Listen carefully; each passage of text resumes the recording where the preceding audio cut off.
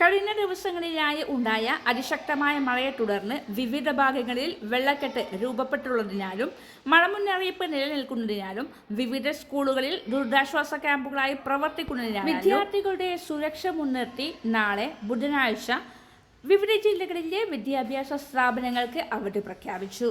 Professional കോളേജുകൾ ഉൾപ്പെടെയുള്ള എല്ലാ വിദ്യാഭ്യാസ സ്ഥാപനങ്ങൾക്കും അവധി ബാധകമായിരിക്കും.